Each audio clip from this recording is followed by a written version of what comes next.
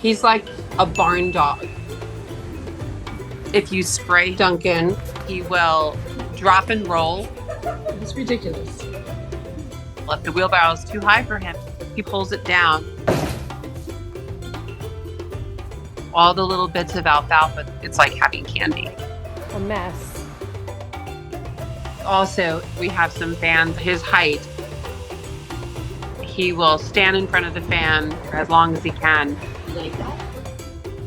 The hair is blowing back in the wind. It's really funny to see. Honey, you're standing in front of the fan, but you're on the wrong side. Ever since we adopted Dunkin, his personality was just huge. He has to be friends with everyone. What's happened to you, Dunk? Oh my God! He's always the first one to try to get to know any new horses or animals that come to the farm. We have this one pony. Excuse me.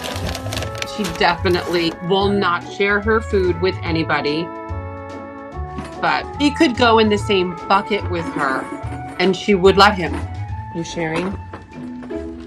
Oh, stop picking on him, Dunk. You're with him in the stall all day, and now you're going to start picking on him?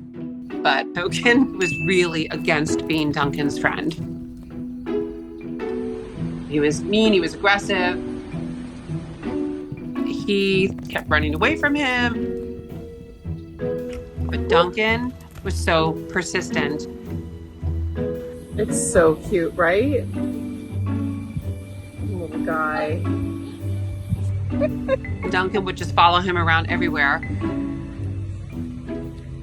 But one day I saw them sharing some hay together and Token didn't fight him back. Dunkin realized he won him over and he became his buddy. He wants to be the center of attention.